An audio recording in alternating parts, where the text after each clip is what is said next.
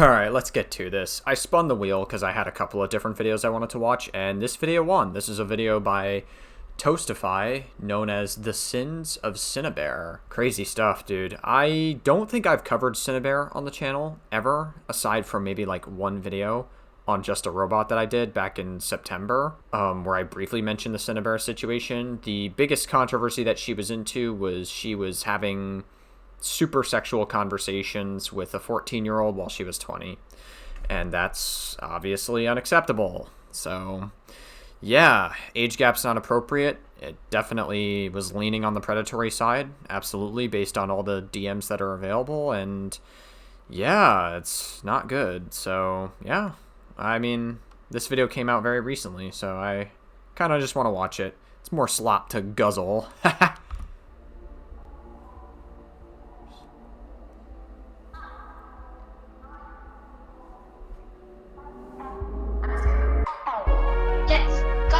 You go. Let's go. Because I still care about him. I still love him. You groomed them. I'm not gonna sugarcoat it. I'm hoping that we'll both be able to live a normal life together, and we can help each other, and maybe I can show them the love and understanding that they never got. I find it so funny that Birdie was like saying, you groomed them, I'm not gonna sugarcoat it, but then like we'll say that like a fucking 14-year-old groomed them, and then like when Birdie was like 16, they talked to a 13-year-old, so very interesting cognitive dissonance from Birdie. Birdie is like arguably worse than Synnibear, but I don't know. In a weird way, I guess they're perfect for each other. I'm going to make a video talking about a recent document that was released about me. I've been an irresponsible content creator, and I've been acting inappropriately towards my fans.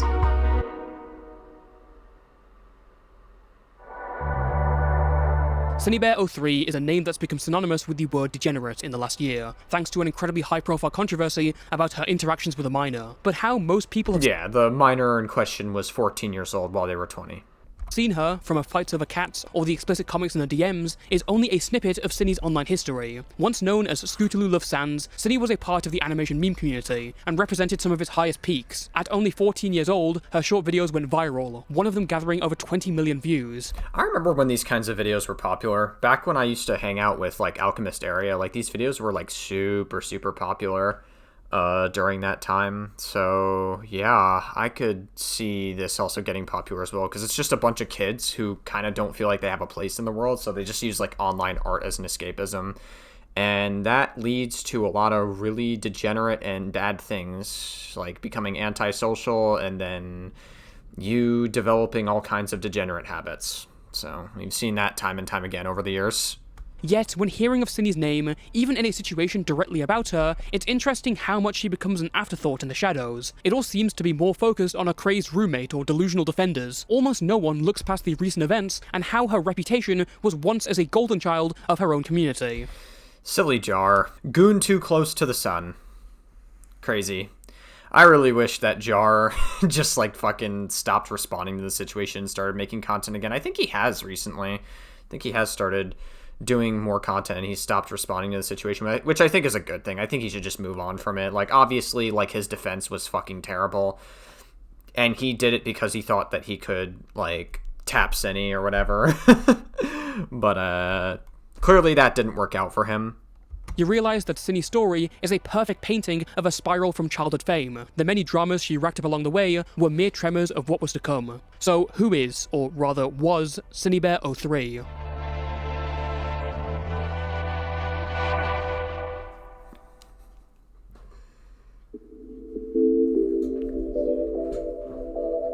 Cynthia Totsky was born on September 22nd, 2003. Her last name is Totsky? I didn't even know that. In Springfield, Missouri. Her last name sounding so stereotypically un-American stems from her being a quarter Polish, as well as being able to speak some Russian. Damn, that explains it. Fucking Russian propaganda. Man, I'm just kidding. Russian people are not groomers. So, that was a joke. So, don't get mad at me. Cynthia and her family moved around Missouri through her life, going from Springfield to Independence and then to Lee Summit, where she studied in Lee Summit West High School. This single presentation for school from 2018, found out there in the online ether on some forgotten account, tells us some interesting information. Sydney claims to have previously worked in a GameStop, and had a vested interest in video games, referencing Zelda, Mario, and Minecraft in a mock-up business card. She would later graduate from high school with a diploma. Sydney grew up as a Christian, something expected from the American South. Oh, that actually explains a lot. Yeah, because we have this conversation a lot on the channel, but the unfortunate reality is that, like, in a lot of religious circles, there's no age of consent. And so it's very, like, a lot of people in religious circles will go like, oh, as long as she looks mature enough, or as long as she bled once, that's good enough, right? No. Obviously that's bad, but that's just unfortunately acceptable in a lot of religious circles. So I wouldn't doubt that, like, Cindy grew up with, like, the boundaries, I guess not setting firmer boundaries when it comes to, like, younger people. What we can discern, her life at home was still generally stable, although Sydney's parents seemed to be more controlling, constantly looking over everything she was doing. When she started a YouTube career, they would set up a bank account that she could put her earnings in, but withheld her earnings from her until she was 18. The family also had some mental health issues, with Sydney's father and younger brother having ADHD, and Sydney herself being autistic. Sydney has also... Damn, that explains a lot. I guess that also explains why she groomed that kid.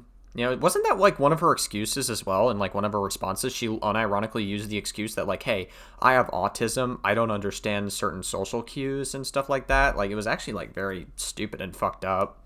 Attributed some unfortunate incidents to her early life, claiming to have been sexualized by adults and traumatized. Sydney had an interest in art from the age of 2, and most likely took up similar subjects in school. However, it wasn't until her dad bought her a computer that she would be able to publicly express that art through the internet. Sydney joined both YouTube and DeviantArt in March 2014, but wouldn't be active on either platform until the year after. Being only around 13 at the time, Sydney's interests were in stuff that appealed to young girls at the time, and it was the My Little Pony series in particular that captured her imagination. One of the MLP characters would become a basis for her first online name, Scootaloo. Although this might be a little unfamiliar now, all viewers of her will recognize this name far better than Synnibear. From her start, Sydney's understanding of technology seems remarkably solid for the time. Her early videos in 2015 were made with YouTube's video editor, even with the That's fucking crazy, wow. MS Paint she used. Some of them featured stop motion with her toys, others were recorded speed paints and eventually full animation. Even her first public video...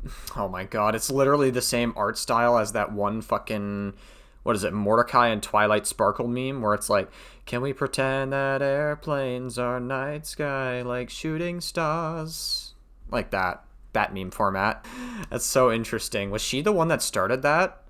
Is a short story based on a real experience of a friend that she made, moving away and later reconnecting with her online. As per usual, the story is represented by MLP avatars. Sydney's online activity would eventually draw her towards an emerging subsect of the wider online art community, driven by a trend of short repetitive animations over specific parts of music or audio. It became what we know nowadays as the animation meme community, but back in 2016 it was still in its early stages, and a new young generation of artists were coming online and making YouTube channels. Synnibear would be drawn towards a section of this animation meme community, populated entirely by young tweens who fangirled over the character Sans from Undertale. Sydney's arrival wasn't by mistake. She had adored Undertale and Sans in particular before coming across them.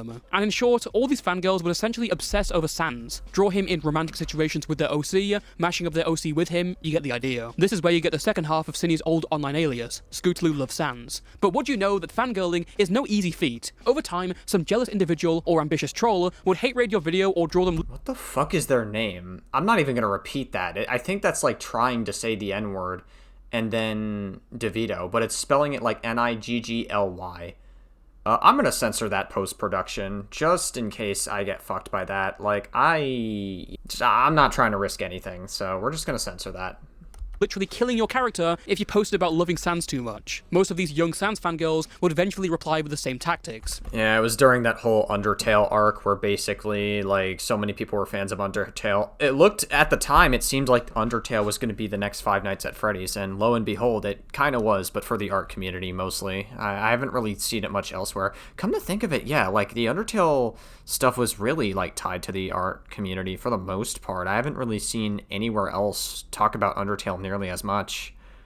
So that is actually, like, an interesting connection that I've never really, like, fully put together in my head, but, like, now that I'm actually thinking about it, it's actually kind of interesting. Interestingly though, as a late arrival, Synni went against the grain, pledged to not harass or attack anyone, and began to drift away from this small online space. Her inspiration for doing so was a so-called light of happiness within the Sans fangirls, a young animator who, unlike everyone else, seemed to spread joy. His name was Birdie. Oh no.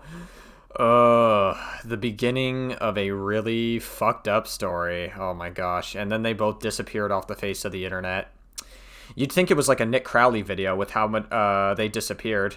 Then I came across Bro, if Birdie ever comes back and does like a return video, I'm definitely gonna like react to it. I think that would be so funny to react to. this one channel named Birdie the Parrot Sans' waifu, who eventually renamed herself Birdie. Just Birdie. And I looked at her channel, and I thought, whoa, this is cool. She's doing like the opposite of what everyone else is doing. And she has so many fans, and people love her. And also, they shoved the ferret up their ass, and I thought that was really hot. And so we became roommates right after that. We both shoved ferrets up each other's asses. Oh my god. then I thought, you know what, if I'm gonna do this, I'm gonna do it the right way. I'm not gonna harass anyone. I'm not gonna try killing anyone over the internet, because that's stupid. So if I'm gonna do what everyone else is doing, I'd better do it. How do you kill somebody over the internet? I guess you could, God, I'm gonna get the FBI to fucking come to my house, but like, I guess if someone had epilepsy and you sent them a fucking seizure-inducing video, I guess, but even saying that is weird. Right. During early 2017, Birdie became one of the first Sans fangirls to enter the wider animation meme community, and his animations quickly shot him up to success. Synni felt that he was different from the rest, a beacon of positivity and inspiration, but Didn't Birdie not go by he, him at this point? I could be wrong. Birdie had been internalizing these same behaviors he tried to escape, and didn't draw the line of obsession at fictional. Despite his seemingly decent talent for the time, and his videos doing well, fame would lead to a 12-year-old Birdie showing off his violent habits and possessive nature to thousands. I think it's interesting to point out that, like, we saw this a lot in Lord Crust's video on Birdie, where Birdie just exhibited a lot of cognitive dissonance. So, like, a lot of things that they would criticize other people for, a lot of times they were guilty of themselves. He would become obsessed with fellow YouTubers and animators within the community to the point of no return. What didn't help was that the community was mostly populated by people under the age of 15, including Synni, which doesn't bode well with the sexual and suggestive themes shown in some of their videos, only obscured by a frankly useless 13+ warning. Despite all the controversy, Synni was still a big fan of Birdie's work and animations, and began making her own animation videos. She would eventually start to gain some traction, and even received a small shout-out from her at-the-time idol. I have a lot of fans now, and, well, people like me. And I found out that Birdie likes me. Birdie the parrot. I found out, like, a few days ago. She put me in one of her videos, and I freaked the hell out. I was so excited that I could not stop giggling, and my dad thought I was insane. However, unlike Birdie, whose potential was then pile-drived into the murky waters of personal drama, Synni did the opposite. She locked in, worked on multiple animations, and started pumping them out every week with fairly good quality for them all. Considering she's around 13 at this time, I have to really commend her work ethic here. She's got a better upload schedule than most YouTubers nowadays. The ability to post this much as a young animator is incredibly impressive, and she was rewarded well, as her videos are now some of the most viewed in the animation meme community. Several of them stack up in the millions or tens of millions, with one small MLP animation standing at over 20 million views. That's fucking crazy. A lot of people were really into MLP at the time. Ladies and gentlemen, the reveal Oh no. Oh god. that I have for you. Everyone, witness my face. Yeah, it tracks. You know, you look at the face of Synnibear and you're like, listen, normally it's important to not judge a book by its cover, but like, if I was told that there was a woman groomer and that they looked like this, I'd believe it. Just by looking. Like, I'm not trying to be that guy, but it's like, I don't know, this is the kind of women you would find on, like, Staten Island that existed back, like, way before, I guess, I don't know. I was about to say before people recognized Staten Island as a borough in New York, but people still don't recognize Staten Island as a borough. It's the most segregated. We don't recognize Staten Island. We don't talk about them. They're the most forgotten. They're weird over there. You happy? Oh my god, it is so hot. No, I'm not happy. I actually would have been... I think you would have been better off not face revealing, to be honest. This mask, get out of here. Whoa, look at me. Look at my beautiful acne-covered face that I don't add in my character because... Oh, no. How old were they during this time? It's late 2017? Bro, what the fuck?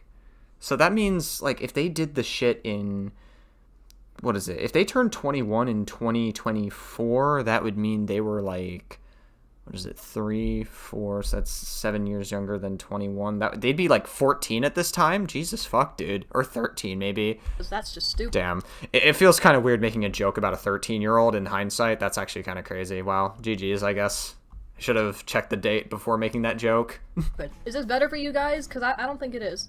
I hope this was at least entertaining, because I do put a lot of effort into making these videos for you guys without having a strict schedule or, yeah. After a sum of hard work, Synni had accumulated close to I guess it was hard work in hindsight, because it takes a while to, like, keyframe and animate and, like, draw and shit, but, like, it seemed like Synni was doing it, and they had, like, a really good thing going. If only they didn't fucking throw it all away for a fucking 14-year-old. Jesus Christ. 100,000 subscribers by the end of 2017. Her newfound success got her in contact with fellow animators such as Sleepykin, Kitty Dog, Pastaru, Sashly, and indeed Birdie. Yeah, Kitty Dog was the person that allegedly groomed Birdie, even though Kitty Dog was like a 14-year-old and Birdie was like 12 at the time, which I don't really care. Like, it's really not that deep, honestly. Like, you're both kids and you're talking about sex shit. Like, listen, hot take, but, like, kids can be horny gooners as well. Like, I was a fucking horny gooner. I was blasting it to fucking Charlie Cooper when I was a minor. Like, just to be clear, like, kids are fucking horny little creatures as well. Now, that's not a justifier to fucking have an adult, like, sleep with a child or do anything sexual with a child, but still.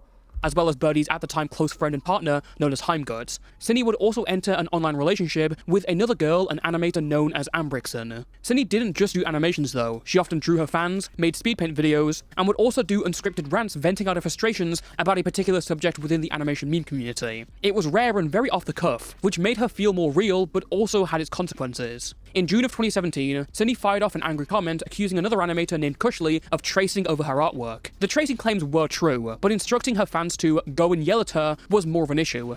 Am I the only one that doesn't really care about, like, tracing someone? Like, listen, tracing someone's artwork and then posting it as your own artwork is very shitty. Like, I agree. You shouldn't do that, but I'm also not going to shit my pants over it because maybe I'm just not as much of an artistic person. But, yeah, I don't know. Maybe it's just, like, kind of like one of those things where it's like, yeah, it's shitty, but, like, do better, I guess. Like, I don't really have much input I can give on it. I'm not much of an artist. Synni didn't even realize the gravity of her actions until her dad asked about it, by which point the damage had already been done. She would delete her comment and issue an apology, as well as having a private conversation with Kushley. By the way, if that name sounds familiar, it's because Kushley would later rename her channel to Sashly. Throughout 2018, Synni continued to grow at an almost exponential rate, in what was her channel's most successful period. She grew to almost 350,000 subscribers, and plenty of her videos started to really pop off to the point where they are now. As big of a jump as it seems, it is completely accurate to everything that I can see from the archives. Synni almost became the face of the entire animation meme community, and gained a reputation of a golden child, or the so-called first good Sans fangirl, due to her kind nature, her output, and the fact that she would stray away from many of the toxic traits that define these deranged brats. But that status would come into question when Synni would make a short 2-minute video titled Same Face Syndrome Isn't Real. Synni's main idea was exactly that, arguing about same face syndrome, a criticism made towards artists who either consciously or unconsciously use the same features for all their characters, like relying on a specific face mold. The topic had been brought up amidst a sort of online artist area, a bunch of videos warning fellow animators and how to avoid this trap in their work. The one who popularized the term, at least in the animation meme community, was Synni's fellow animator, Sleepykin. And seeing people comment on her posts saying that she was drawing under same face syndrome, Synni became annoyed and created this video, in which she makes the argument that it doesn't exist, and was only popularized by Sleepykin as a way to feed his ego. Hello, I'm gonna let you guys in on a little secret right here. Just close in. Come here. Same face syndrome doesn't exist. I've been getting on the front page a lot on DeviantArt, so my page has now been opened up to a lot of. It all ties back to DeviantArt, man. I had an old DeviantArt account that I've pretty much never logged on anymore. I might have logged on recently just to, like, see what the fuck was going on, but I literally don't do anything on DeviantArt anymore. But I do have an old account. It's probably out there if you look hard enough to find it. You know, I'm sure people have already found it and dug it up at this point, but, like, it's still, I don't know, man. Like, I was just a weird fucking kid that was, like, weirdly connected with, like, old, like, object show community people there. But I don't really ever use DeviantArt there because it's, I don't know, man. It's just, like, it's a weird platform. You know, there's a lot of degeneracy that can happen there. So I'm sure most people use it for porn anyways. People, including very stupid people. And because of that, I get comments like, "Oh, they look too much alike. This is same face syndrome." Damn, stupid people. That didn't age quite so well, Synnibear did it. When it's not. I think a lot of this comes from the friggin' Sleepy King video where he tells everyone, "Oh yeah, you can copy my style, I don't care." And everyone thinks this is same-face syndrome, and I'm gonna show you why this is stupid. Same-face syndrome was made up by Sleepy King, so everyone will draw the same way he does. You're getting it confused with people who draw adults, children, elderly, and maybe even animals with the same facial structure. That I've been trying to work on, but these girls are the same age and same species. They are going to look alike. Don't get me wrong, I understand, in real life, if you put two people next to each other, then they're gonna look different. But, if you haven't noticed, I'm a cartoonist. I don't exactly follow rules like that, and not Oh, Jesus Christ. This is what happens when you fucking let kids have unrestricted internet access for too long. Like, listen, I was a fucking terminally online kid growing up too, but like, Jesus fucking Christ, I don't think I was like this sheltered. I was more of like the edgy kind of kid growing up online. I was more of the guy that would like say slurs in a video game or something. That's the kind of person I was. Obviously, I outgrew that. You shouldn't say slurs, just to be clear. It's a bad thing to say slurs. Don't ever say slurs. Neither do a lot of other people. Neither do companies. This is just a stylistic choice, and a lot of people do it. It's one of the easiest ways to tell one artist from another by looking at their style, which may be how they draw faces. It's in a lot of cartoons. Why is this now becoming an issue? I forget. Wait, which anime Maybe is that? how they Hold draw up. faces. It's Bro, I swear to God, I've seen this anime before. I don't know what this fucking anime is. Does anyone know? Because it's a popular anime, but like, I don't know what the fuck it is. There's Danganronpa or Rampa or fuck, I don't know. I'm not a weeb. All right, like shut up. I'm like a boomer when it comes to like weeb shit. You know what I mean? Like I'm not like whatever, dude. I'm really having trouble speaking tonight, huh?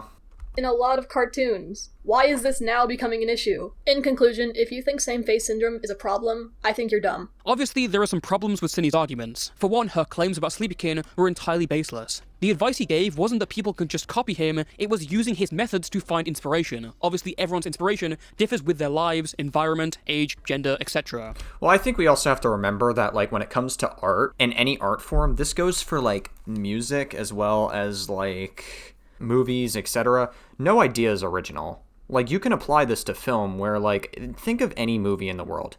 Has that movie been the first thing to done whatever it's trying to achieve? No, absolutely not.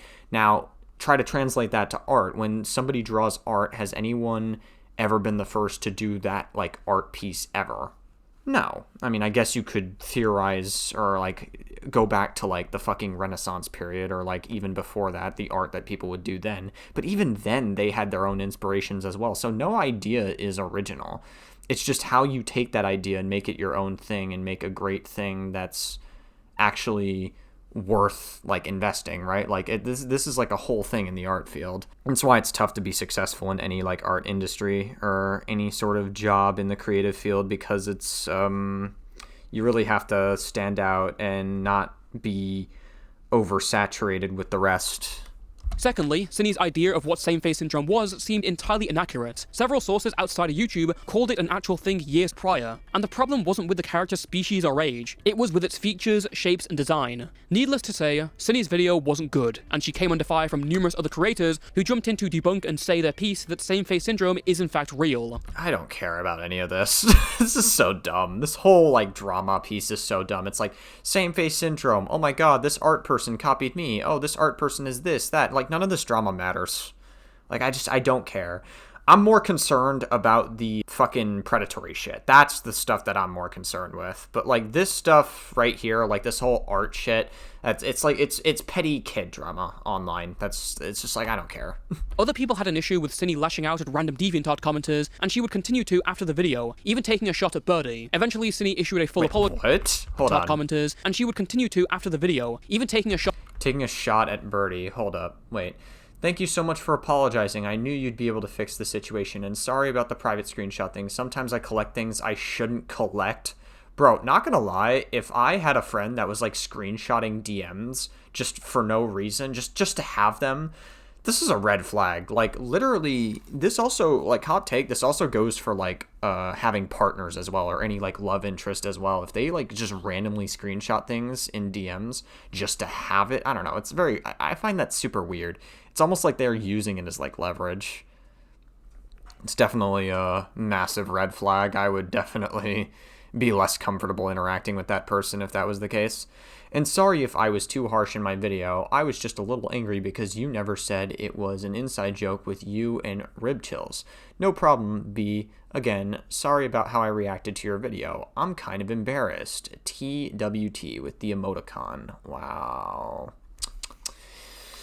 Crazy. At Birdie. Eventually, Synni issued a full apology and retraction, but the damage was already done. Though it didn't cause any significant sub-loss, you can see from the social blade that Synni's channel dropped off the high she was riding. She went from gaining around 20 to 30,000 subs every month to just 1/6 of that original growth. Synni herself saw a tank in her productivity, and her uploads became pretty infrequent. Even if the drama lasted a few days, the torrential criticism remained ever present in her consciousness. Later, Synni would try again, uploading a new rant video in February 2019 about another of her animation peers, that being Sashley. Amidst all the drama Sashley was already in at the time, Synni posted a video that criticized her art style and habits. To be fair, it's better than the last one, but the video was still controversial. So much so that Synni's subs gained continued to decrease amidst this sub-war the fanbases had made. Synni's video in general seems to have really nothing to go at Sashley for, instead resorting to talking about certain features that she stole that seemed like very obvious and popular ideas for anyone. One of Synni's points was about Sashley copying the trends of others, which would hold firm if the community they were in wasn't wholly based on taking animation trends and memes from other people. There's a whole part where Synni criticizes Sashley for not giving background to her characters, despite Synni not doing the same. Interestingly, Synni also talks about comments that people left calling her a Sashley clone, despite her video being made 2 months in advance. You know what really boils my piss? I made the transitor meme, like... Boils my piss? Damn. I've had my piss boiled. No, I actually haven't. That was a lie. Bro, I don't know what the fuck I'm saying tonight. I'm really in like a weird goofy mood tonight. a year ago, and both Sashley and Casual Susan. How does your piss boil anyways? Like, how does that even happen? I suppose if you like step in an oven or something. You know, I was about to make a joke with like stepping into an oven and boiling piss, and I think for the sake of this video, it's probably for the best that I just don't make the joke and we just keep moving on. Both heavily referenced it. But you know, I didn't have a problem with it. They both gave credit in the description. But recently on my video, I got a lot of Sashley fans mad at me because I copied her when my video came out 2 months before hers did. What? There was even someone who went on Sleepy King's Don't Talk meme and said, "This kind of looks like Sashley's video." This isn't Sashley's fault, of course, because she left credit. It's just that no one looks for the credits in the description. Also this person. Hey, ain't nobody got time for that. When was this? 6 years ago? Oh my god, forget it. Like 6 years ago, like maybe people had time, even a little bit. But like past COVID, people's attention spans are so lowered. Like nobody has time to look at descriptions anymore, bro. They just watch the video and they're done. They're just given what they're given and they're done. Most people are engaged with short form content anyways. Like a lot of long form content just doesn't feel as popular as it used to. You know, you're not going to be a successful content creator if you don't do short form content. Like at this point, because there's just, I would say more people are engaged with short form content than long form content at this point. Not that long form content isn't like dead, but still, or not that long form content is dead, but still, you get what I'm saying. Someone copied you, but I like the person who copied you better. Wow.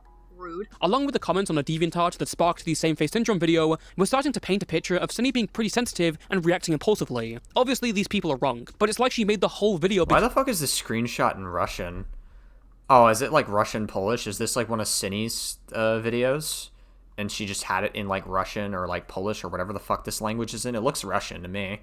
Because of them. It's worth keeping in mind she was still pretty young around this time, around 14 to 15 years old, but there's still something up about this, the scale of it and making the video. To me, I feel as if Synni saw that Sashley was under fire with serious claims, and saw this as an opportunity to bring up her personal grudges. These two drama situations showed that Synni was not exactly cut out for commentary. In her video, she really seemed to be grasping at straws and making points that were entirely useless. Her motivations seemed petty or just reactive, sparked by mean comments from random members of Sashley or Sleepykin's audience. Despite the— I feel like as a content creator, it's just bad to respond to random snark. Like, obviously, like, there are times where, like, I can't help it and I'll, like, respond to, like, an occasional snark comment or two, because, like, some people piss me off, but, like, it's better to get into the habit of just not responding to, like, dumb idiots in comment sections. Like, it's just, as a content creator, that just looks so petty, and it makes you look insecure, and all that does is that just communicates to people, oh, this is getting to you. That's getting to you, like, this is doing, like, we're gonna keep snarking after you because you're reacting to it.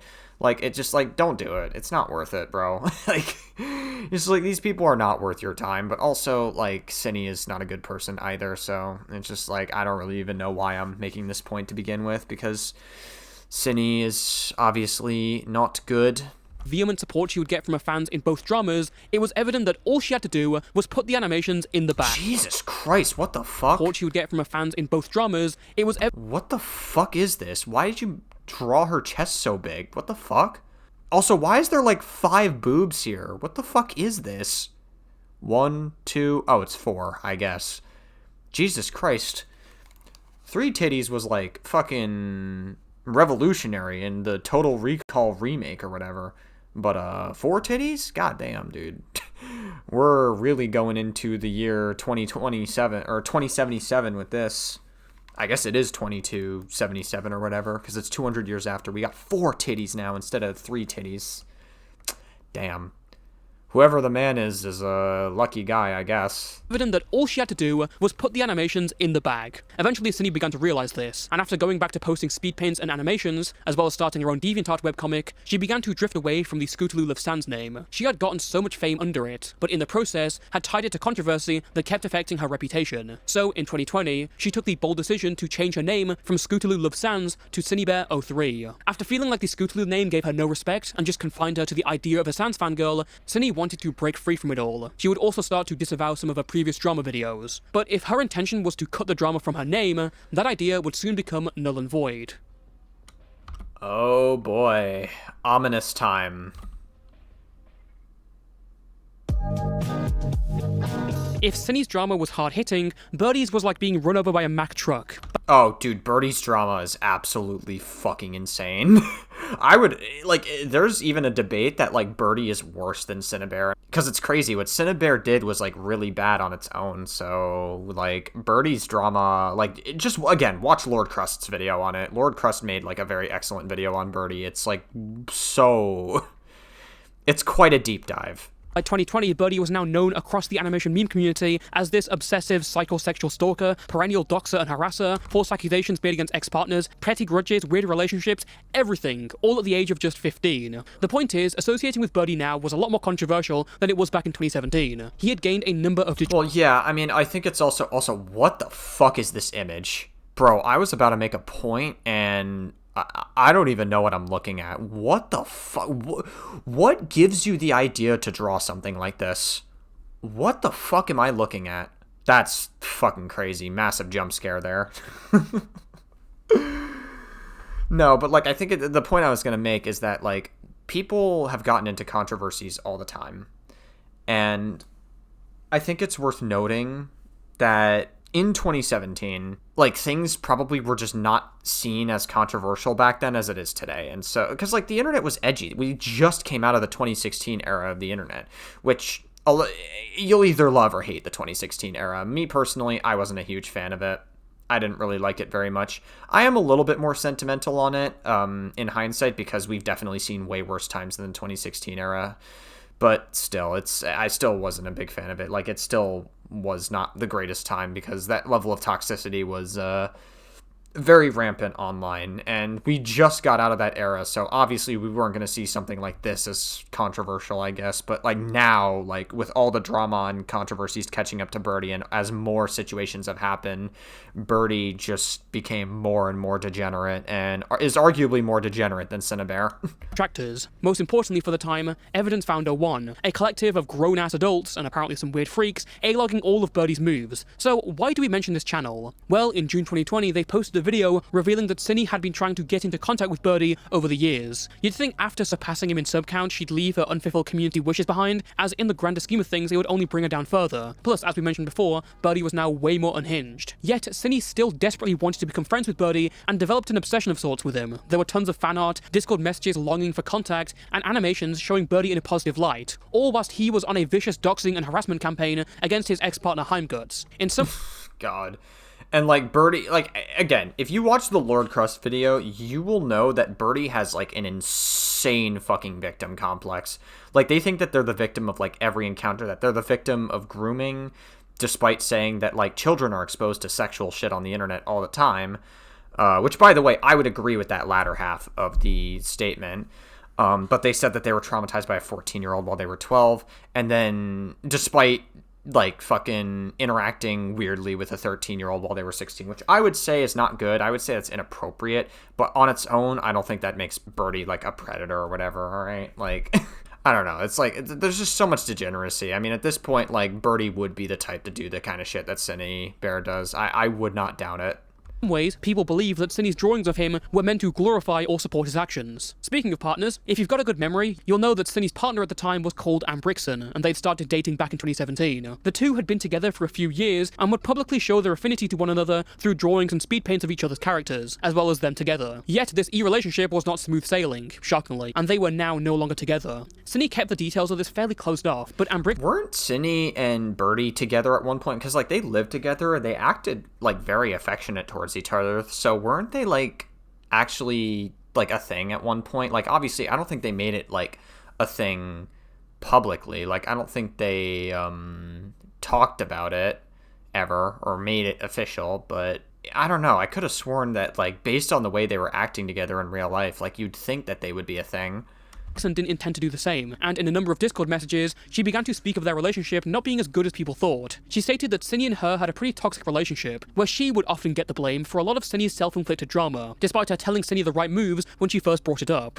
And Brixton also revealed that Synni had come out as straight in the dwindling months of their relationship, leading to further toxicity between the two. It's worth noting that Synni's conservative household vocally opposed their relationship, with damn, they're conservatives. It checks out. You know, Synni's... I guess it makes sense. I mean, Synni was, like, born in Missouri, and it's very red down there, and they, like, I don't know.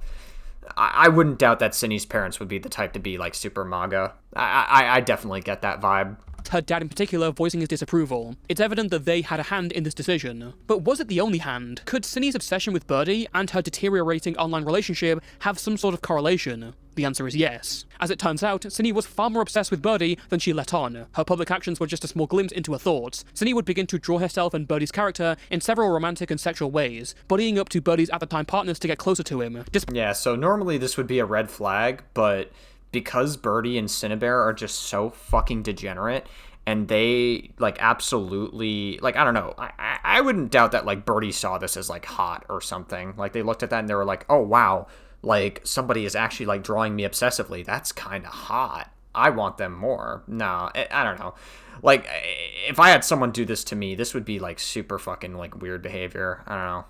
Like, the only person that could have this level of obsession is if I'm already close to somebody, if I've already gotten close to somebody. I don't know. Despite still being in a relationship with Ambrixon. There were several fantasies about a dream relationship with Birdie, and later on a full-on hand-drawn comic of Synni being essayed by Birdie. Yes, your ears do not deceive you. Synni's obsession with Birdie would also extend to an obsessive hatred of Birdie's ex-Heimguts, to the point that she would make vents about them and go on to stalk them. Synni's former friends would leak this and a bunch more information to the Evidence Found 01 group. Soon, a video was out and the audience was angry, and people began to pick out more problems with Synni from her public content. Synni would make an initial response in January 2021, in which she asked people for their criticisms of her so that she can make a full response addressing everything. Bro, she's in the therapist chair and everything. Like, how does that not scream, like, entitlement complex or whatever, or feeling like nobody can actually fucking, like, touch you or whatever? It's like you take one person who has a victim complex and then you take somebody who has, like, an entitlement complex and then you put them together and you get, like, the most disastrous fucking concocted relationship ever.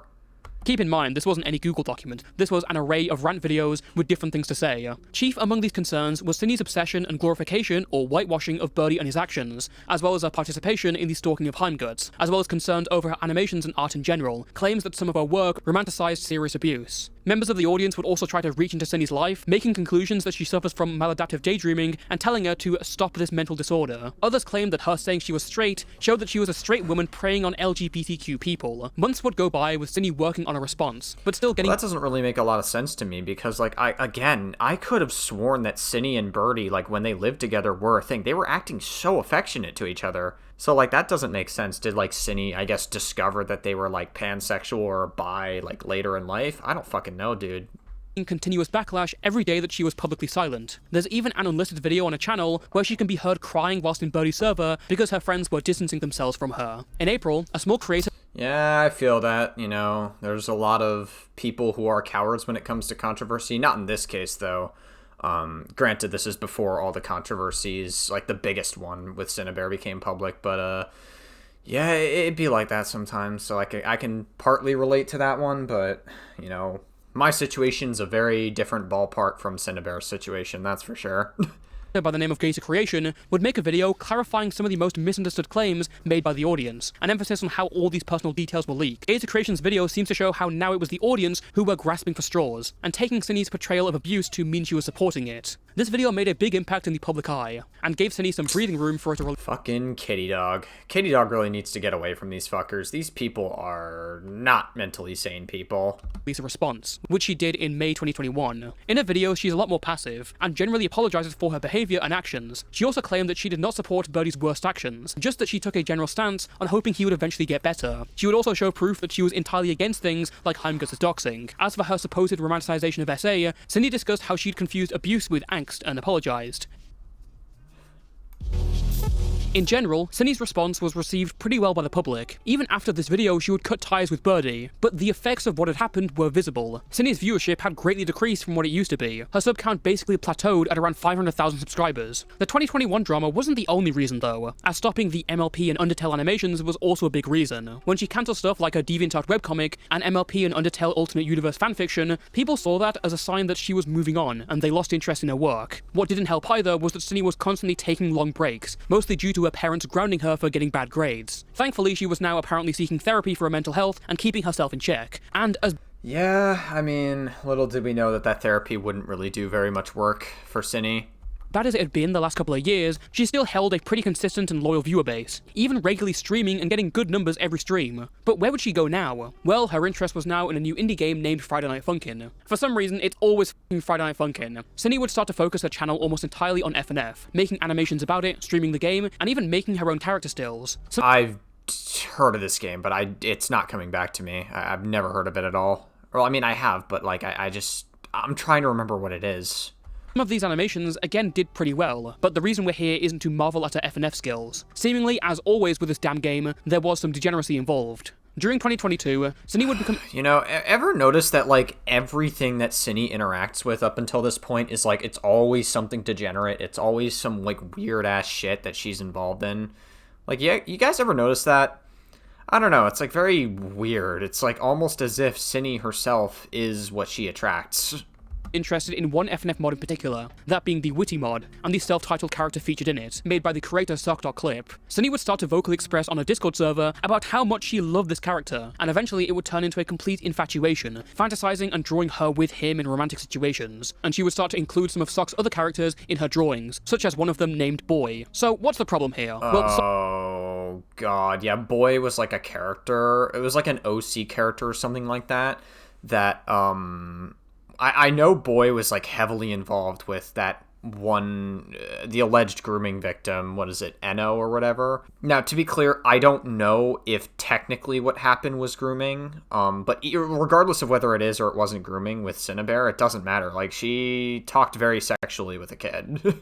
And, like, she had the kid read out fucking sex role plays and admitted to getting off to it on, like, a leaked Discord call with Kumo. It was very, very bizarre shit. Sock, the creator of Witty, was around 15 at the time, and was also very vocal about not having a character sexualized at all. Obviously, probably not a good look to sexualize a character that a 15-year-old had made. Yeah, but, like, how old was Synni at this time? This was in 2021, so Synni would have been, like... So in 2024 is when they were outed. They are 21 in 2024, at least the end of 2024. So that means they were like 18 when they sexualized them, like 17 to 18 years old.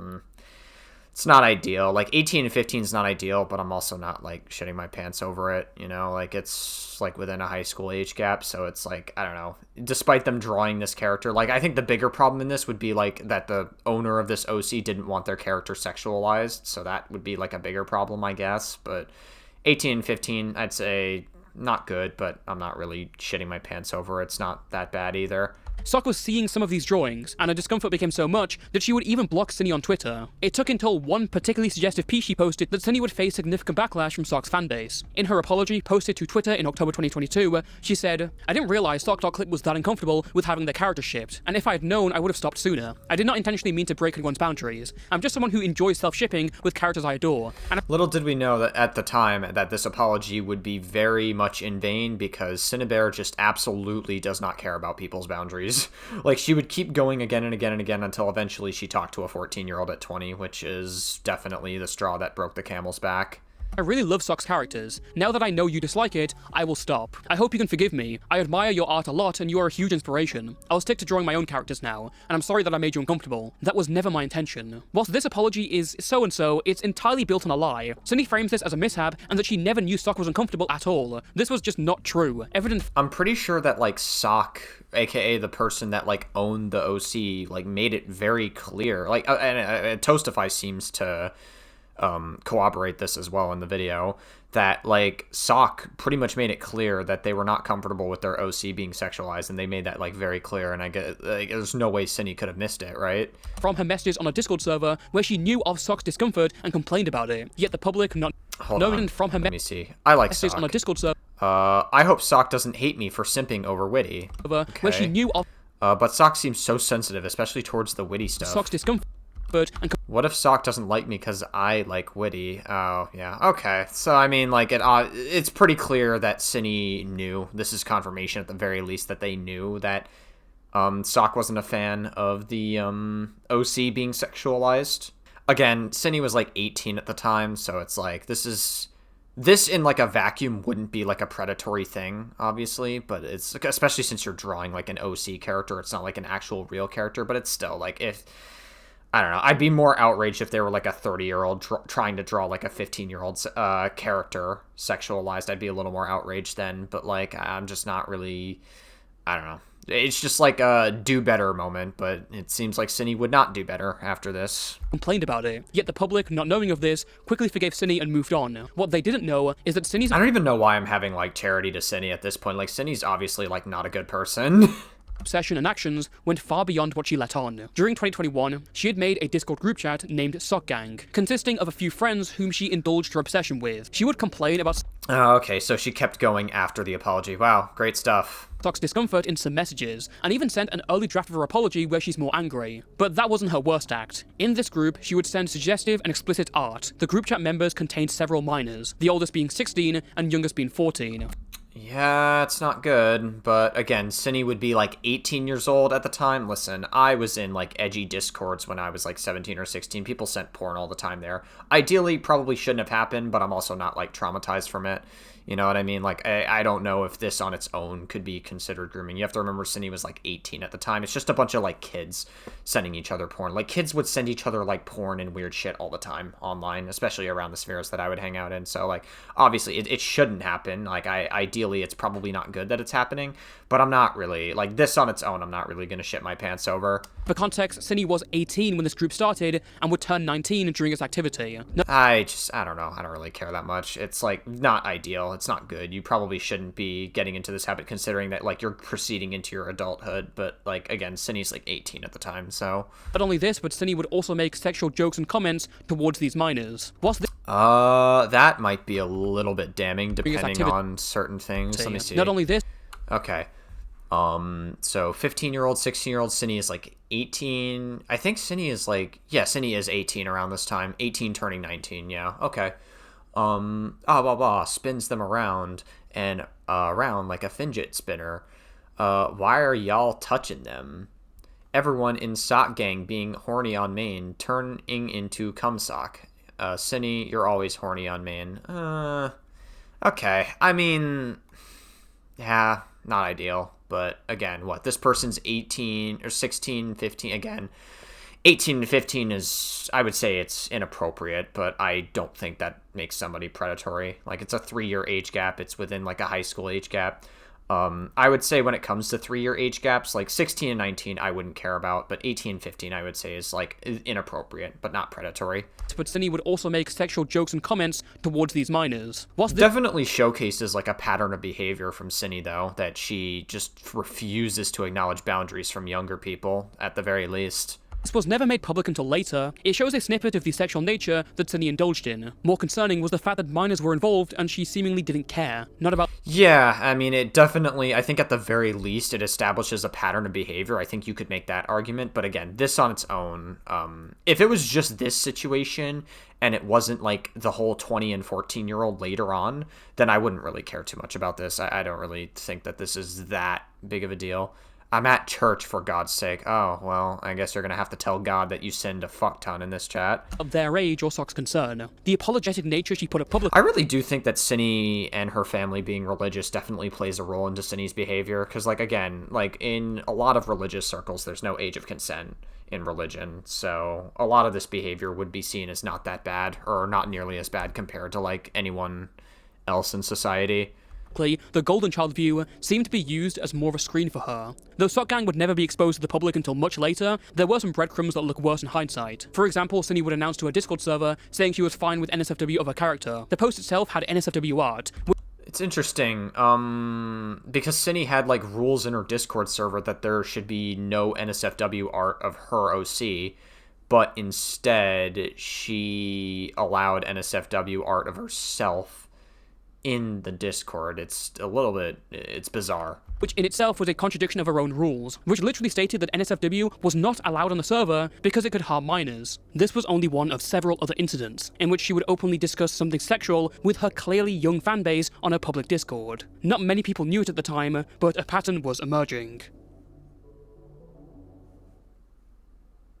By the time this goes up, it will no longer be my birthday, so, Всем привет, меня зовут Synnibear03. I am now 19 years old. Through 2022 and early 2023, Cinny's online uploads would begin to dwindle. Any videos she did post were either streams or a brief return to her old animations. This mostly seems to be due to personal issues she was having with her family, as well as a focus on her real life. Damn. Religious MAGA households. The struggle do be real, I guess. For example, I guess that explains why Cinny became, like, an online artist, because her family was just that fucking deranged. I don't know. she was now in a new relationship with Too Mad. Long time no Uh-oh. Wait, what? see. Just kidding, it's the guy who she reconnected with after last seeing him in middle school. Okay.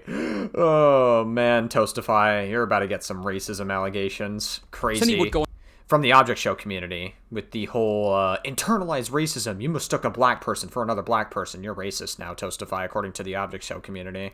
On stream and play games with her new boyfriend for a few months. But returning to the point, Cinny was dealing with real life. Jesus fucking Christ, dude. Every time I see a picture of Cinny in real life, I get absolutely jump scared to no avail. She had a high school diploma by now and was starting to work. It was actually during this time that she began to return to the rant format she had abandoned so long ago, making essentially commentary videos. These would do decently, perhaps the highlight of them being her coverage on Spoctotech, a once big art commentary channel who had been one of Cinny's most vocal critics during her early controversies. Oh yeah, this stuff. Yeah, I reacted to Toastify's video on Spoctotech a while back. I would say that a majority of the Spoctotech allegations were just a giant nothing burger. But the only, like, I would say damning allegation, there was, like, one part of the Spoctor's allegations that was, like, kind of damning, and that was the fact that he kept CP of, like, a 13-year-old into his adulthood when he turned 18.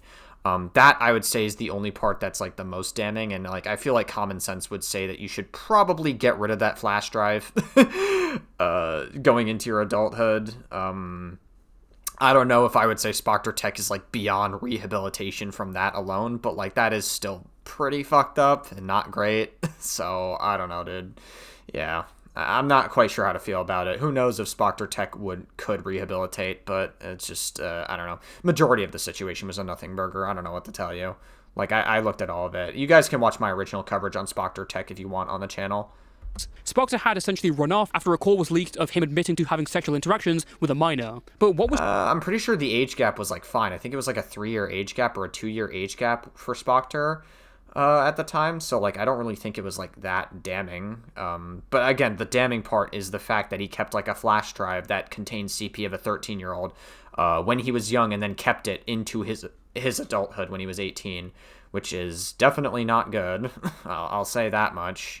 to be done with Synni's interactions. We ended off the last segment discussing how Synni was interacting in a Discord server and paying more attention to it, and what came of that is worth more than just a mere mention. During late July of 2023, Synni had met a fan of hers known as Pee-wee or Bugspray, who had posted some pretty good fan art. Synni would compliment her work publicly and quickly sent her a friend request, but this wasn't to discuss commissions, it was to befriend Bugspray. Within a week, they were discussing sexual topics and fantasies, with Synni sending entire fanfictions about herself and Sock's multiple OCs. Okay, so at this point, they interacted sexually. This person was 17. I think Synni was like 19 at this point, right? How old was Synni at the time? Synni and 2023. So this means that Synni would be... yeah, Synni would be 19, because I'm pretty sure Synni's birthday is in, like, September, so this is, like, a 19 turning 20-year-old, talking to a 17-year-old. I don't care. I don't care. It's a 2 to 3 year age gap. I don't care. This is so stupid. Spray would enter a... Like, again, the later allegations for Synni are fucking nasty and disgusting, but, like, these allegations, like, the fucking 19 turning 20-year-old talking to a 17-year-old, this I don't care about. This is nothing. Sort of relationship. It's never stated outright by either party, but come on. When you're drawing and sending NSFW artwork of... Let me check my notes here. Ah yes, farting on each other and planning to move in together. Oh, well that's, interesting. It's kind of obvious. Synni was 19, planning to move in with a 17-year-old who she had allegedly... I don't care. This is like, that age gap means nothing to me.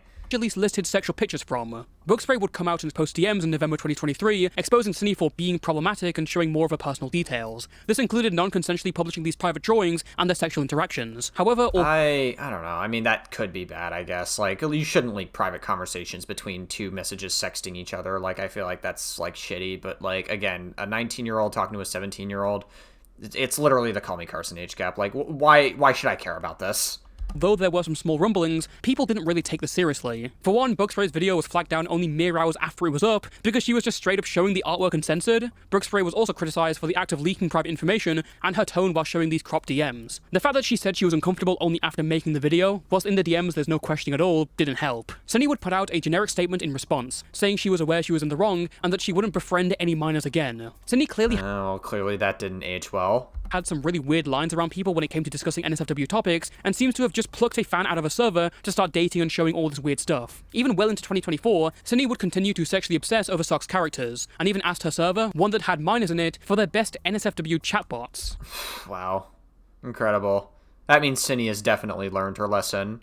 Synni's discussion of moving out with Bugspray wasn't entirely out of left field, as it was during this time that her fight with her parents reached its utter apex. In a video in late November 2023, Synni explained that she had moved out after her parents had apparently stolen $11,000 from her. Synni's issues with her parents came because she had wanted to move out for months, and her parents felt that she was just running away from her problems and wasn't ready to move out. The three had a long dispute over the car that Synni owned, and when she went out of state to pick up a friend and roommate, Synni's parents pulled out $11,000 from her account and paid off the car. To emphasize, this is what... Yeah, I feel like that's shitty.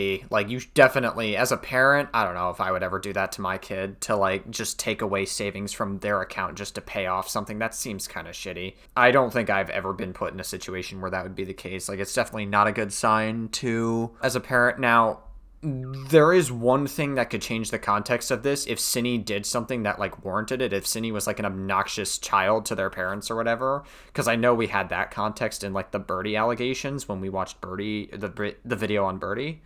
So that potentially could change all of this, but I don't know. Even then, that's, like... I guess. I don't know. I just wouldn't personally take savings out of my kid's bank account. I don't know. That just seems very... shitty. That's also a sign that, like, you're not as financially stable potentially, but what do I know? While she's driving a trip that would take around 3 to 4 days to complete on an old car they had. Synni was now pretty much all alone and had to make it through life on her own way. But what had she sacrificed it for? Who was this mystery roommate she had driven so Birdie far for, who her parents said disgusting and nasty stuff about, who they described as a violent person? Well, his name was Birdie. Yes, after so long, and Bro, the jump scare. Birdie in real life also is... Oh my god, Birdie has a nose ring. Okay, it makes sense now. I get it. You know, there's so much weird shit if you do the Birdie deep dive, but, like, I just realized Birdie has a nose ring. Guys, if you zoom in, you'll see it. Yeah, that checks out. I get it now, bro. I'm telling you, like, every single day that passes, nose ring theory is becoming more and more real. entire controversy about Synni supporting Birdie, the two had moved in together in the same apartment. This had already been leaked prior by Bookspray, showing that they were both in contact with each other, and Synni was driving to pick him up. After months of being cut off, and nearly an entire year of inactivity from Birdie, the two were now roommates, running away from their families. With her life settling down after the chaos she had been through, Synni began regularly streaming again. It's so interesting because, like, Birdie in his video labeled that the Synni and Birdie were, like, best friends for a while, but, like, Synni was, like, a massive fangirl of Birdie, and also they, like, didn't contact each other for years up until that point. So it's like it's almost like strange that like they acted like they've been best friends for the longest time. It doesn't really seem like that's the case.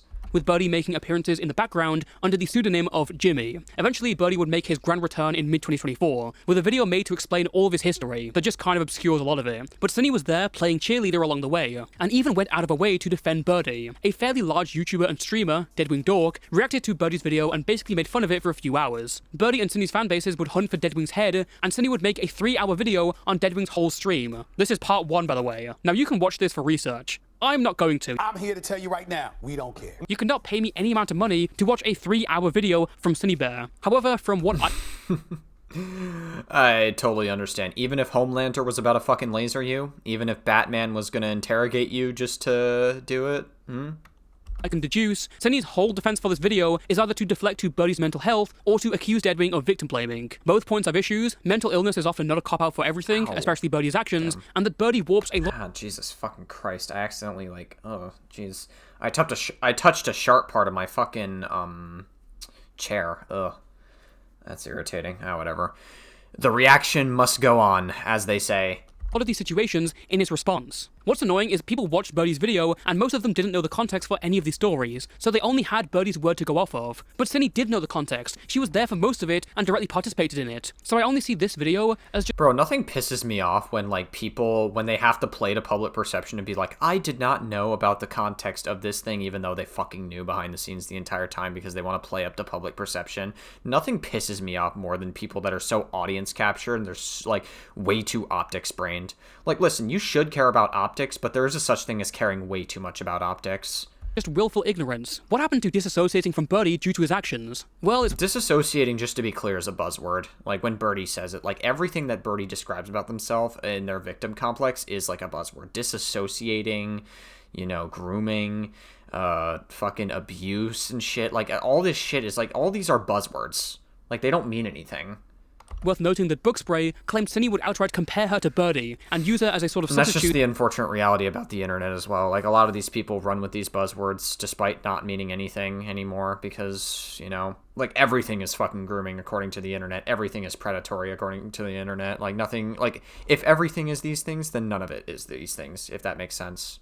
For her obsession with him. Now, there is no proof of this, but what we do have is Synni sending over her hand-drawn comics about Birdie, which adds some credence to Bookspray story. Furthermore, the aspects of Birdie and Synni's home life were very one-sided. Apparently, Synni worked 2 jobs, paid the full rent, bought Birdie a computer, and was also Birdie's carer for his health issues. Yeah, I do remember that being, like, a huge part of it, that, like, Synni was, like, pretty much doing all the work to pay the rent while Birdie was just staying in the house and being lazy. And that's kind of, like, what resulted in a lot of the issues that Birdie had in their home as well. So, like, when Birdie had problems with their parents, or his parents, like, pretty much they were telling Birdie to, like, get off the computer or whatever, and Birdie would pretty much, like, talk about how, like, they were a victim of abusive situations, or how, like, because they burn their bridges with, like, everybody involved. Like, they burn their bridges with, like, their grandma or whatever. Like, Birdie is a whole fucking deep dive. It's, like, it's an entire thing.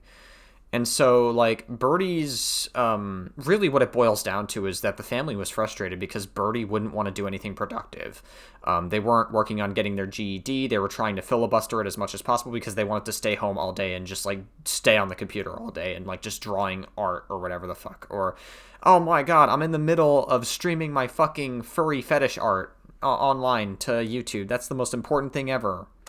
Whilst Birdie was just a bed blob, either drawing or sleeping. There are very few people who would drive days on end for a quote-unquote friend, especially one who they only started talking to recently. Users noted that Synni seemed relatively stressed from how she acted on streams or how she talked in a Discord. Maybe it was her drama with Deadwing or just the stress of holding up a household. Nobody saw it coming, but Synni's life was nearing a knife's edge, and the world would soon collapse in on her.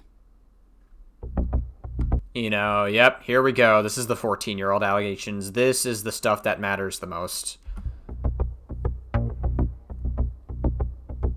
In September 2024, 2 Google documents were dropped on Synnibear. One of them exposed Synni for stuff we've discussed already, that being the Sock Gang group chat and Synni's relationship with Bug Spray. Yeah, I mean, this stuff I would say is a little inappropriate, but on its own, I don't really think that necessarily makes Synni a predator. Now, again, you could make the argument that this shows a pattern of behavior with Synni, and that she is just unable to determine boundaries when it comes to minors. Absolutely, you could definitely make that argument. But, like, the age gaps here, like, if this was just this situation in a vacuum, I wouldn't say on its own it makes Synni a predator.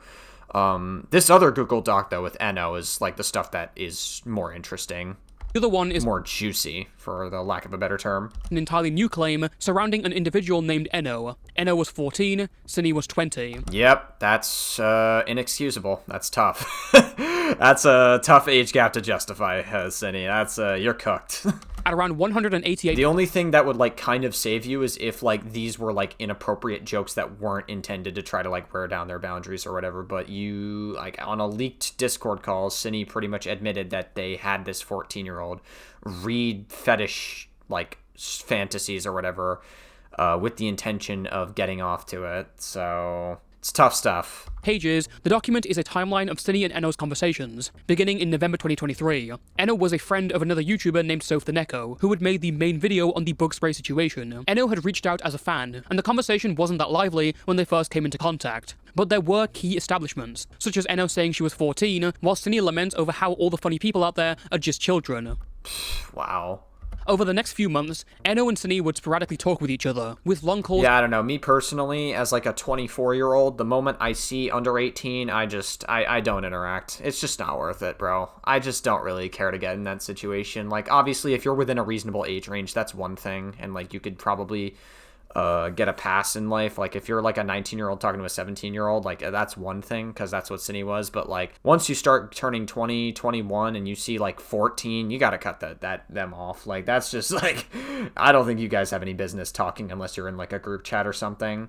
And DMs where Synni and Eno began talking about sexual topics. This went from incredible discussion to fantasies to eventually showing Eno explicit artwork of several sexual situations involving Synni's character. Yeah. Definitely not good. As well as continuing to draw NSFW art around Sock's characters. In particular, she shows an entire comic to Eno about Sock's OC boy, which involved SA. I'm pretty sure, yeah, it was like sexual assault fetishes. I'm pretty sure it was also like sadomasochism as well. Yeah, definitely not appropriate conversations to be having with a 14-year-old. It has to be emphasized how much of a flashbang this entire conversation was because it exposed so much, as well as the fact that this was all being talked about to a 14-year-old. Yeah, it's not good. While Synni acknowledged that she was a minor, Synni constantly talked about her dreams and fantasies. Aw, he kept feeling my legs, but like, I don't mind, and then I got up, and when I laid down with him again, he used my butt as a pillow. Wow. All to this person, even using NSF... tortured him with my big fat ass. I traumatized him so bad. I left the room and came back with pillows and blankets, and boy started shaking. Oh my god, it's like literal sex role plays. Like, what the fuck is this? Chatbots. It's like a literal sex role play. In their DMs. Oh yeah, and this was another thing. Like, Synni also sexted with like an online AI or something. It's so fucking weird, dude. Arguably the most harrowing part of this wasn't revealed until much later, when Synni confessed that not only was she sending these images to Eno and playing out fantasies, in their calls, she was getting Eno to read out her explicit comics. Yeah, that's so fucking, like, that's not something you can do as a joke. Like, this goes beyond just, like, edgy jokes and, like, DMs. Like, you can't even chalk it up to that, because, like, Synni admitted that they got Eno to read these DMs as a 14-year-old to a 20-year-old, read out these roleplay fetishes of sadomasochism and sexual assault fetish roleplay or whatever. And Synni also, on like a later leaked call with Kumo, I don't know if Toastify is going to show it in this video, but on a leaked call with Kumo, Synni pretty much admitted that like she had Eno read these out so that she could like get off to it, basically. Fucking nasty shit. Like, it's fucking gross.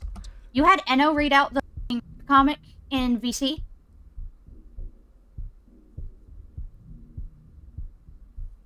That long pause should tell you everything you need to know. That should be an instant no. But yeah, that long pause says louder than 100,000 words ever could.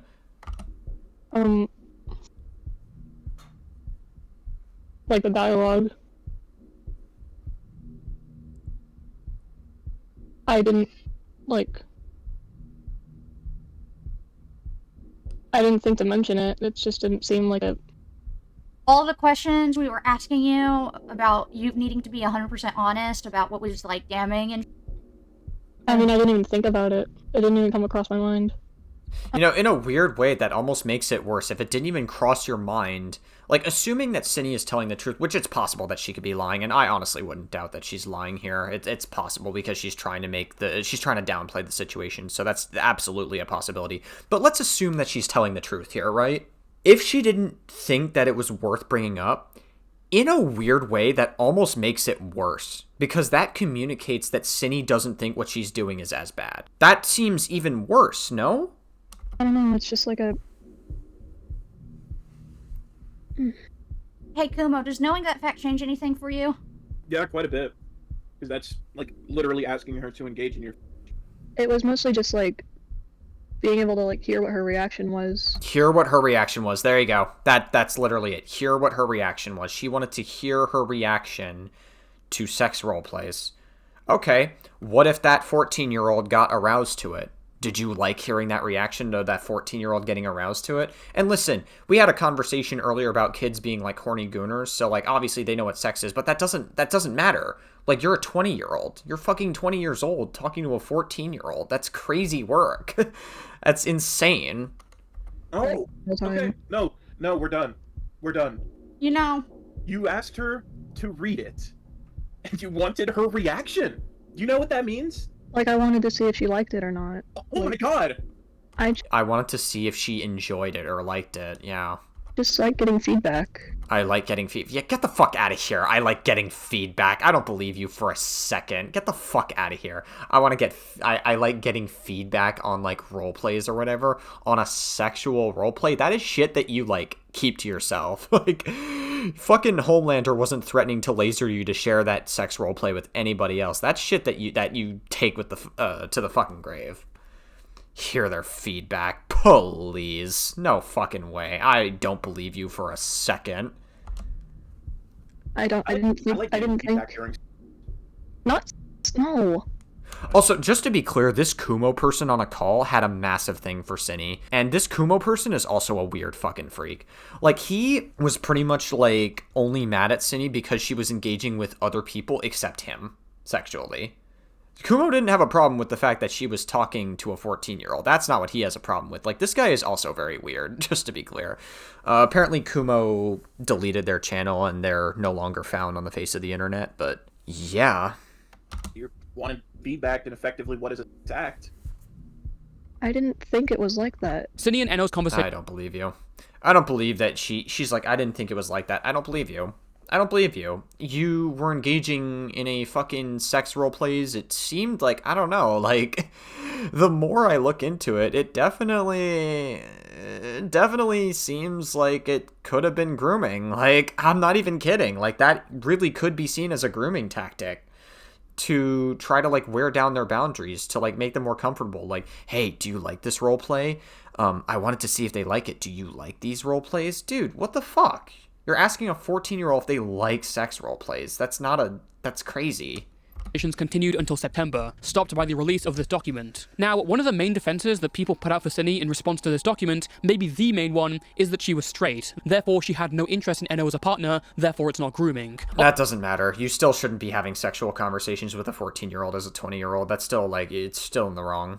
Obviously, if you've paid attention to the video, you realize how dumb that is. And also, that's definitely not true either. Like, it definitely seems like there could have been, an attraction there. Like, why else would you get them to engage in your fetish, or, like, to get to hear them get off to it? I don't know. Even if Synni was straight as far as we know, she had a history of dating women, which were some of her longest relationships. The reason her first relationship ended was because she changed her sexuality. I just don't believe that she wasn't attracted to, and I don't know, like, it definitely, like, based on the conversation, like, why else would you engage with them sexually? Like, why else would you talk about it? Like, You know what I mean? Like, other than you might have been attracted to them to some capacity. I don't fucking know. Sexuality, something which was probably influenced by her conservative parents. In fact, with bug spray in particular, the patterns between her and Enno's cases are almost one-to-one. Cinny plucking out a random fan, befriending them quickly, and then using them as an outlet for all their fantasies. And even if the point about her being straight was somehow valid, what difference would it make? Apart from the sudden distinction of labels, it doesn't change much about what Cinny did. With grooming, there's even a specific tactic used known as EPI, or early introduction. Early porn intro. Yeah, exactly. That is like a legitimate grooming tactic. Like what a lot of people will do. There's a massive difference between making edgy jokes to someone in like a group chat or like even in DMs, honestly. You shouldn't do it in DMs. It's a little worse if you do it in DMs. But like even then, right? If you just have like immature boy humor in DMs, right? There's a very huge difference between like having edgy jokes in DMs versus using those jokes to try to wear down somebody's boundaries and make them more normalized to sexual conversation, to then sexually take advantage of them, right? And same for porn. Porn is like a huge common thing that a lot of like legitimate groomers use to like try to wear down people's boundaries. And I don't know, Cinny, like you're definitely not beating the allegations with the fact that you admitted to getting them to read your fetish to hear their reaction to it. Like essentially you're pretty much getting off to it. Like it's so weird. Like you're getting off to hearing their reaction. Like what would have happened if they were sexually aroused, right? Would you have gotten off to that? Would you have liked to hear that reaction too? It's so weird. Like it's so fucking strange. It's very shady stuff. In which minors are exposed to adult content. That tactic... So, like, you can't even, like, use the excuse that this was, like, edgy jokes. This is definitely not, like, edgy humor whatsoever. Can absolutely be applied here. Cinny showed Enno NSFW art and comics pertaining to specific in a one-on-one conversation, and entrusted her with these secrets. Not only did she make Enno read these comics on call, but she also encouraged her to draw her own comics. Anyone with a working brain knows that what Cinny has done here is extremely wrong and unforgivable. At the time of the Enno document, Birdie and Cinny were both on holiday, just about to return. Yeah, it's definitely really bad. I'll say that. And it's really awful. Birdie would confront Cinny on what she had done, and then move to make a video about her that would blow this whole situation up, titled, "My Roommate Groomed a 14-year-old. I Need Help." This whole video ruining Cinny's career seems to be quietly recorded in the room next to her, in addition to promoting the- Even though Birdie themselves is not a good person either. Like, literally all this video was, I remember watching this, Birdie just, like, took a video about the allegations against Synnibear and just made it all about themselves. Like, it's just like Birdie is such a self-centered person. Documents against Cinny, Birdie would also allege that Cinny had been inappropriate with him multiple times during his stay with her. Yeah, even though Birdie literally consented. Like, I don't care about the Birdie and Synnibear allegations. Like, Birdie was like, you know, I went through SA, you know, like, yes, I consented. Oh, okay, you consented. Okay, allegations over. Done. You admitted that you consented to it. Done. Cool. Something she vehemently denied. The video ends off with Birdie showing a half-completed sexualized animation of him and Synnibear's characters, for seemingly no reason other than to not let it go to waste. In the coming days, Birdie's GoFundMe, set up to escape Cinny, would surpass its goal of $10,000, while Cinny's whole career was in freefall. She began tanking subscribers, and all she could do is purge some of her videos and publish a short apology, admitting to everything.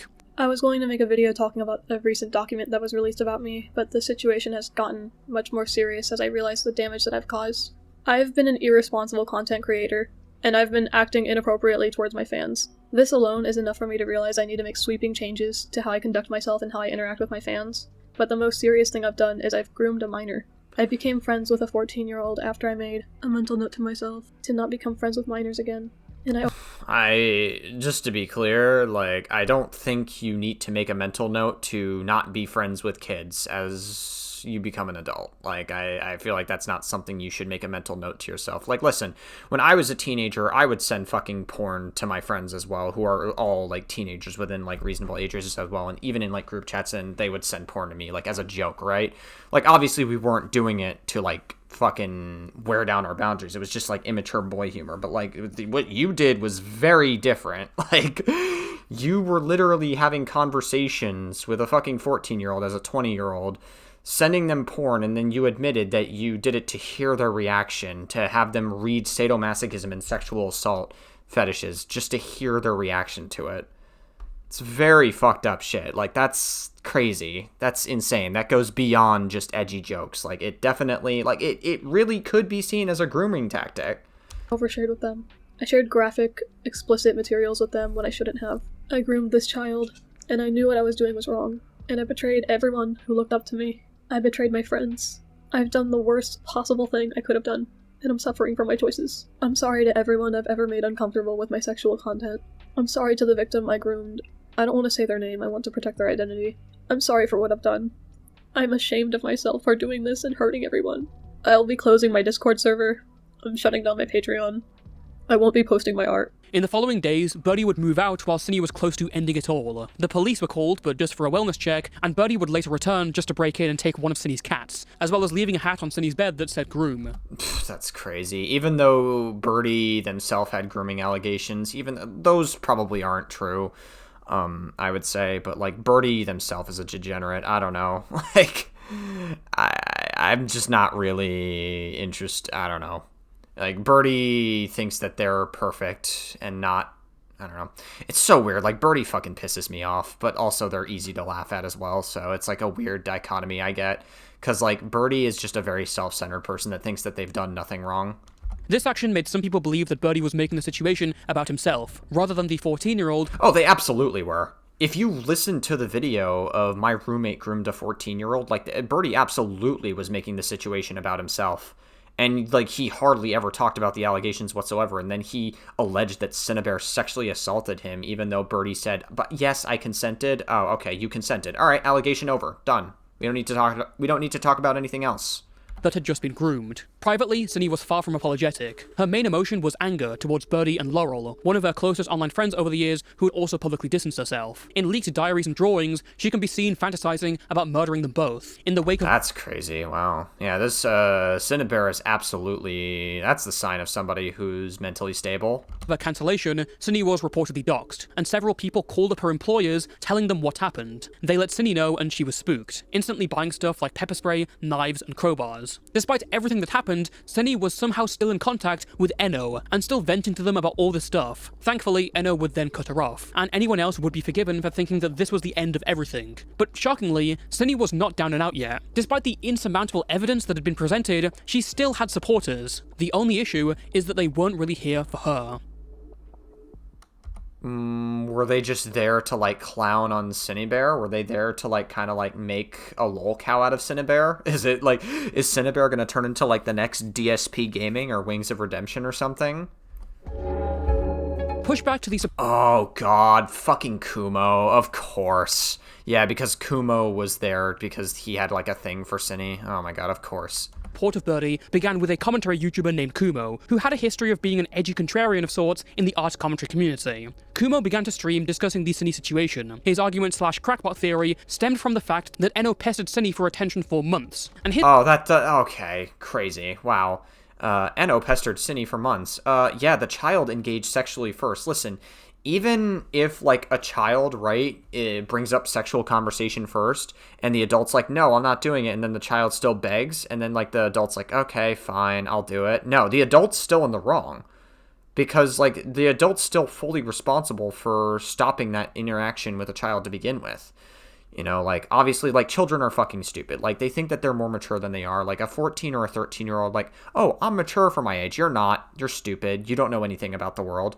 And they do stupid shit like flirt with adults online, right? It's the adult's responsibility to not flirt back with them if they know the age of the person. So, yeah. I doubt that, like, let me see this, right? I just want to read this, because this is Cinny, don't friend request. I don't know, I feel like I made everything awkward by being uncomfortable. No, you didn't. It's, okay, really. I didn't take it as being uncomfortable or awkward. It's completely reasonable to be uncomfortable, especially with something. I just hope your friend's okay. Hey, Cinny, when your server was first made, there could be tons of answers to this, but I'm just curious for the sake of it. Didn't we have a vent channel? Hey, Cinny, are you okay? How you holding up? Please listen to this. I apologize to you if you get Ping's message originally, but I'm going to talk to you. Listen, not for nothing, but, like, it doesn't matter that, like, Enno is, like, messaging Synnibear over and over and over again. It's Synnibear's responsibility to, like, block and move on, or, you know what I mean? Because they're not within a reasonable age range at all. They're definitely within, like, what could be considered a predatory age range, and it's not edgy jokes either. Is that so? Yeah, I mean, like I said, listen, I've dived into this situation multiple times, and every time I dive into it, it definitely looks more and more like Synnibear absolutely groomed this person. Like, and even if it wasn't grooming, it doesn't matter. Like, it doesn't necessarily have to be grooming for it to be bad.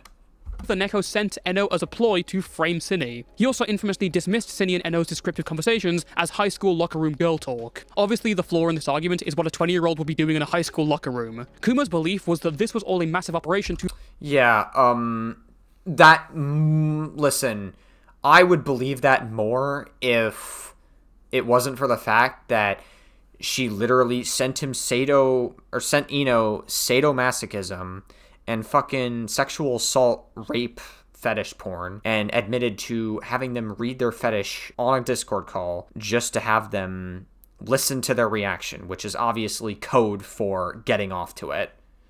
Frame Synni. And like, listen, if you read between the lines, you can tell that Synni was absolutely trying to downplay this. But he was mooching off her as much as he could, even to the extent of the GoFundMe. These streams would eventually get Synni's attention, and the two would get in contact. Kumo's defense would provide a basis for the setup of an entire group chat made to defend Synni, which has now been given the name Synnibear Defense Force. This group chat included Kumo, who— Synnibear Support Group. Wow, it's so many people wanted to goon to Synni so badly, it's actually insane. We already know. The other major figure here was someone named Romantic Goblin, an aspiring streamer and archivist who used to be part of the art commentary community. She had changed sides to more of a contrarian stance in recent drama, and allied herself with Kumo in order to further her aspirations. Her presence also— I thought that Romantic Goblin was, like, against Synni, and that they just, like, interviewed Synni to try to get her side of the story, but she wasn't helping herself. I thought that that was originally Romantic Goblin's, because I remember watching the original interview of Romantic Goblin. I could be totally wrong, but I'm pretty sure that she was against it, no? Drew together other members of the group chat, people from— It's possible maybe she changed, like, I don't know, like, I haven't checked on her channel in fucking months. Community who were there to give advice. Most importantly, the group managed to get in Synni herself, and they would give her advice on how to move forward. Now, I can't lie, this group chat has some interesting things. For example, Romantic Goblin tried to buy a gun to arm Synni for self-defense, which is incredibly funny. She also wrote up an entire defense draft for Synni. Hey, just save one last bullet, and it's for, okay, well, I really gotta chill out with the edgy jokes tonight. I'm stopping myself from making too many edgy jokes. I'm not trying to make, calls to violence or whatever. Oh, God. I'm not reading this, whatever. That includes— I don't care to read this. Like, this video's already long enough as is. Like, it's just, I'm not reading a fucking whole-ass book. Her labeling their own group as the KKK. However, even within this group, there were underlying issues. People like Romantic Goblin and Evan Do Things wanted to keep the conversations to the group chat, whilst Kumo wanted Synni for himself, so that he could control the public flow of information.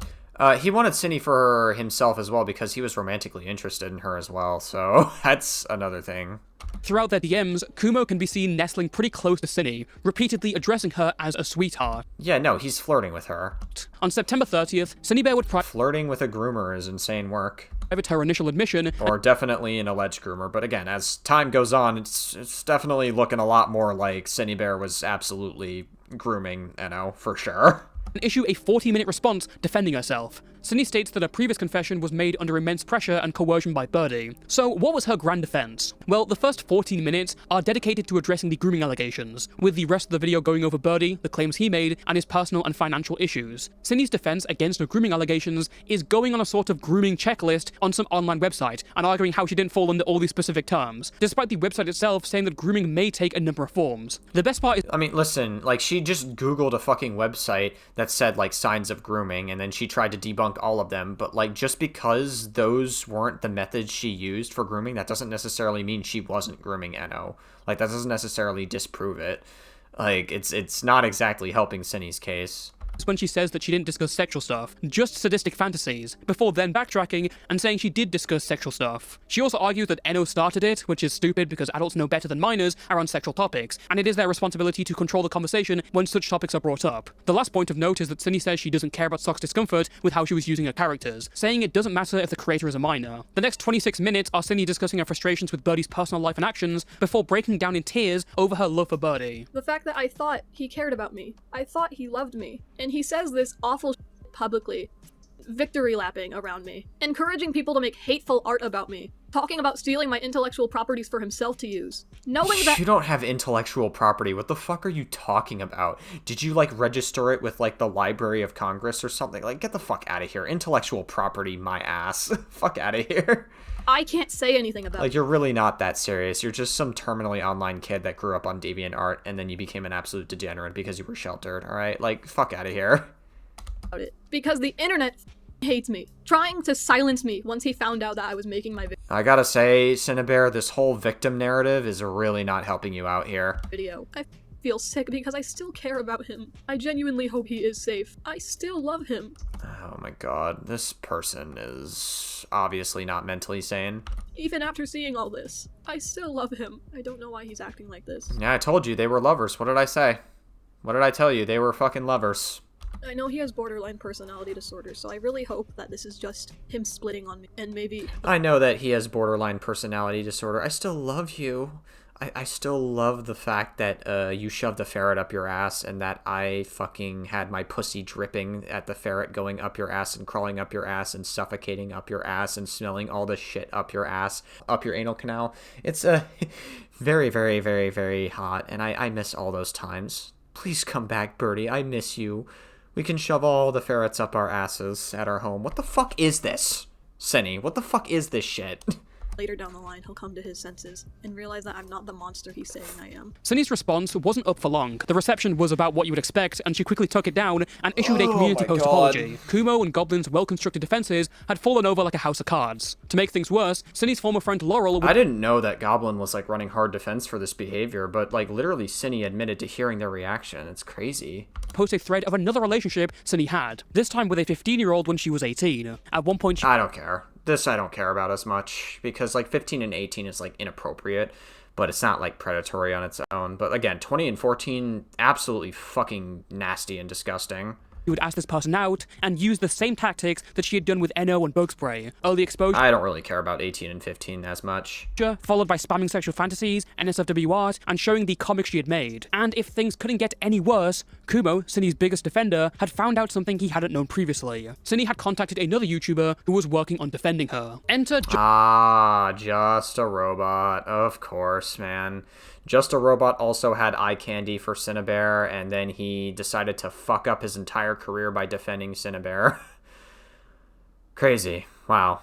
Just a Robot, established art commentary channel whose eyes had seen the glory of YouTube for over 10 years at this point. Jar was interested in covering the recent drama with Synni, as he had been before with every new art commentary drama of the time. His only interactions with Synni prior were Synni citing him in his video on Spoctor and him commenting on said video. Jar had already worked on and finished a first draft of the video, in which he basically condemned Synni. But seeing Kumo's streams, Jar believed that public opinion was beginning to change in favor of Synni, and without hesitation, scrapped his first draft and molded it into what would eventually become a defense for Synni's actions. He later managed to get into contact with Synni and conducted an interview for his video. With this new second draft done, Jar began sending the link around to other people to get their opinions on the video. One of them was Romantic Goblin, who obviously sent it to Kumo. And Kumo, having seen Synni talk to someone else, now felt betrayed and leaked Jar's video. Panicking, Jar then uploaded his video as the Synnibear03 rabbit hole. During the 24 hours that it was up, Jar had introduced us all to probably one of the worst commentary drama videos made in human history. This includes him lying about not reading the document even though he had, as well as defending Synni by downplaying what she sent and equating it to sexy scenes from anime.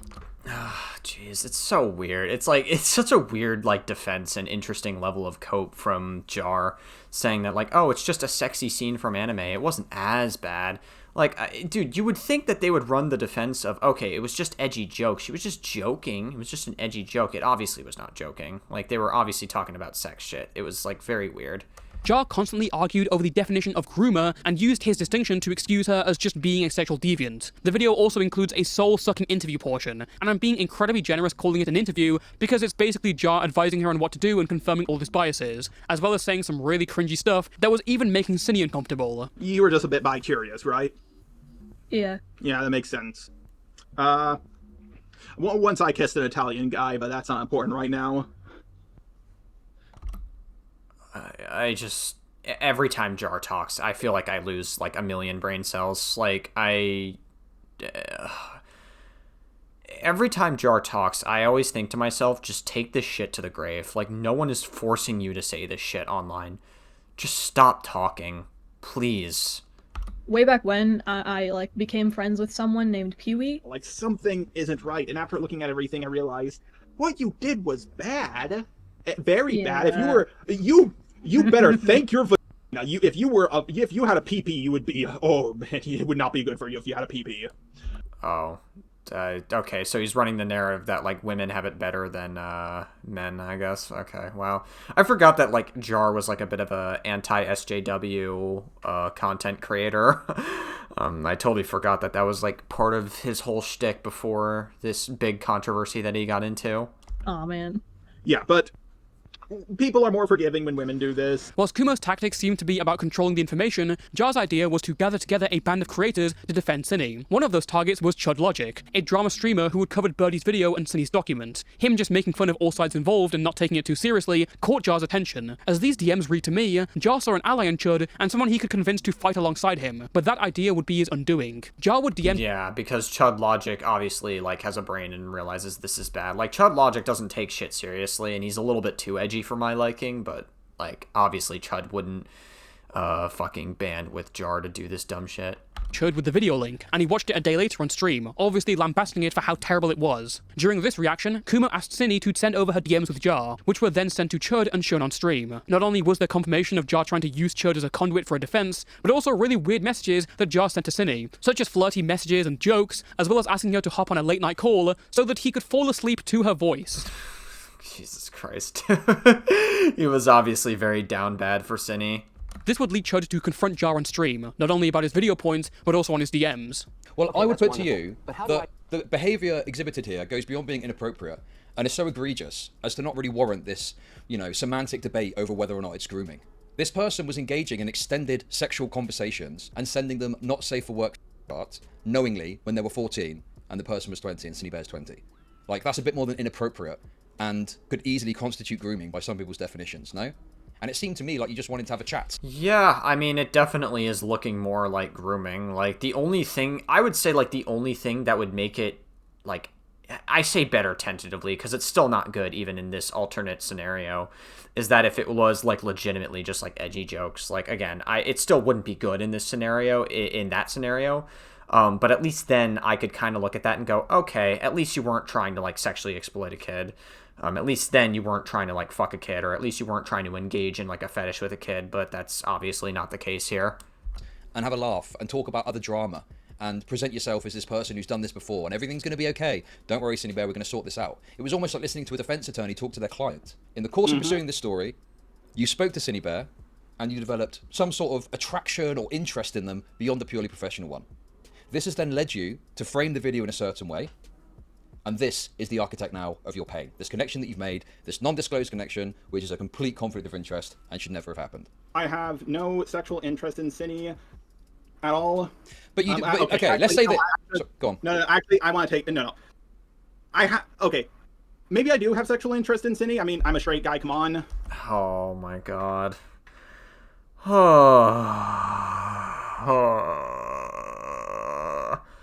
The second-hand embarrassment that I get every time Jar talks.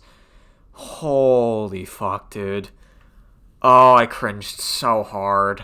So I'm going to walk back on that, but... Right, so you were trying to use my platform in order to spread your message under the auspices of, oh, I just want your feedback. That's extremely manipulative, and I'm amazed that you think I would fall for that. I'm astounded that you think you could pull a fast one on me like this. Well, I did want your feedback. Who are you kidding? I know, it's just I thought there were so many offensive videos out there. Why can't there be one video going in the, well, aside from Kumo, another video going in the opposite direction? Like, I was trying to add to Do you think there should be a video defending Jeffrey Epstein against his crimes? Well, okay, I hate to be that guy, but, like, Jeffrey Epstein is, like, a sex trafficking pedophile. Like, Jeffrey Epstein is a million times worse than Synni is. Not to say that Synni is bad, or isn't bad, like, because she absolutely is bad. It's what she did was still bad, but, like, again, like, I don't know. This might be, like, a bit of a false equivalency, but, again, I'm not gonna, like, push Chud too hard on it, because, like, what Synni did was still bad. Jeffrey Epstein, the gay serial killer, right? No, that's Jeffrey. Oh, my God. Oh my god, these people are so sheltered. They're so hopeless. Holy fuck. Dharma. Jar's terrible video gave the Synnibear case so much more publicity that it went beyond the animation meme community. If there was any chance that Synni could come back, it had been snuffed out by Jar's sheer incompetency. In the wake of this, Kumo and Goblin would confront Cinny on her contact with Jar, during which Kumo essentially turns on her. According to the call, their issue was that Cinny was far more happy and bright in her interview with Jar, whereas in their conversations, she presented herself as incredibly affected by the whole situation. Kumo was annoyed that Cinny had basically disregarded his advice and felt she had used the group chat for comfort. They were also furious that Cinny didn't tell them that she had gone on voice calls with Eno to read the comics. I'll just be blunt with you. I have a problem with how you've effectively lied and have been performative for like the last, I don't know, almost month with me. You are not in a position to be so like careless, and you only— See, I'm mad that you didn't do these things to me that you didn't want to do. You know, I'm not mad at the fact that you were having sexual conversations with a 14-year-old. That stuff I'm not mad about. I'm more mad about the fact that you wouldn't talk to me the way I wanted you to. Interesting, Kumo. Interesting. And you don't even— This is how we know that Kumo is such a noble person and cares so much about survivors of sexual abuse. Try to lie to me. You only talked to Jar and continued contact with Jar because he told you what you wanted to hear and I didn't. And this, I did, you know, honestly, in hindsight, I shouldn't have. I should have just let you go down that path. But you're freaking out that I tried to undermine Jar in your best interest. Make it perfectly clear that you were aware he was making passes at you. I didn't think it was at the time. At the time, I thought he was just being, like, weird. I didn't think it was, like, an actual pass. Like, I was assuming that he was, like... You're smarter than you're letting on. I thought it was weird. I didn't think it was, like, a flirt. Like... So why was it weird? Because I just thought it was strange to say, because it's just not something you say. Because you thought it was a flirt? Not really, it's just... Well, then why... It's interesting. If Synnibear says it's not a thing that you say to people randomly in, like, a normal conversation, so do you think that sending porn to 14-year-olds as a 20-year-old is normal? Do you think that's normal? It's interesting. It's a bit of a discrepancy there. I don't know. Like, you think that it's normal to send porn to 14-year-olds, and you think that it's normal to... have them read your fetish. That's normalized, but like what Jar said to you in like a conversation, just doing like weird flirting, you thought, oh, that's a little bit abnormal. Huh, why are you doing that? Why are you like kind of like saying that to me randomly? I don't know, it kind of leads me to believe that Synnibear definitely knew a little more than she's letting on. Would it be strange? However, it's hard to not see this as something else, especially with Kumo sounding like a jealous ex-boyfriend. I think there is some genuine anger in there, but it's also very evident how fast the tides were changing, and it's possible these two saw it as a very convenient smokescreen to obscure their involvement in Cinny's defense. Unfortunately for them, the group chat logs would later be leaked online, but more importantly, Cinny had lost her last real defenders. Following Jar's video, a lot of the community focused more on him and his weird actions. Jar had pretty much taken the heat off Synnibear, and if anything, it at least allowed her to drag down Birdie while she was going down. When Cinny and Birdie had moved in together, they bought two cats for each other, one named Squirp and the other named Stupid. However, due to... Yeah, I remember. Birdie was talking about this in his I'm Back video. I remember this very clearly. Birdie not wanting to put his dead name on the legal papers, Cinny legally owned both cats. This was a fine solution until of course it wasn't, and as we know, Birdie would break into Cinny's house and take his cat back, before then claiming that Cinny had taken it back away. The only issue is Cinny had never taken Birdie's cat. After Birdie took one of the cats, he actually left it at the house of Queen, one of Cinny's former friends, and just lied to make Cinny look worse, I guess. There seems to be no reason behind this other than that, a completely unnecessary thing to do, and it gave Cinny the chance to challenge it with a video of her own. I think it just goes to show that Birdie just wants to be seen as like a perpetual victim, even though Birdie is not a good person himself. In the video, she also claims that Birdie did not take good care of the cats and would often leave litter and food around on the floor, with Cinny having to come home from work to tend to them. Whilst there is no proof of such a claim, Birdie does have a history of neglecting his pets, as seen with his now deceased pet ferret, Chara. Cinny would then play a recording of her coming to Queen's house to retrieve the cat, only to be turned away rather than stealing it. Hello. I'm here for my cat. No. Oh yeah, I remember listening to this recording. Me, no. Okay, I'm gonna skip past this because I've already listened to this. Essentially, what this like recording boils down to is that like Cinny is like threatening this person. They're like, "You have until the 25th to give my cat back" or whatever, and then the person's obviously like refusing. I've already listened to this in the situation, so I'm gonna skip past this. Okay, I'm still 911 then. Go! Get! Go! You. God. Go! Just go! Just go! You. And thank you. Whilst the cat drama did not rejuvenate Cinny's career, it certainly spelled the end of Birdie's short-lived return. Interest was renewed in his actions, and criticisms for inappropriate behaviour were met with Birdie responding by pill posting. Old characters from his past would later come back into the spotlight, and Birdie would vanish offline, having spent the GoFundMe money on MLP merch rather than housing. Following this, Cinny would also go silent, pausing all of her comments and briefly unlisting all of her videos, before putting them back with a few obvious omissions. Cinny seems to be totally focused on her real-life situation. It's unclear if she's gotten back in contact with any part of her family, but it's evident that any attempt at a comeback was futile. Yeah, I think it's probably for the best that Synnibear stays offline permanently. and just focuses on the real world. It's definitely, they should definitely not have a platform. They've proved that they cannot be responsible with having a platform in regards to talking with kids.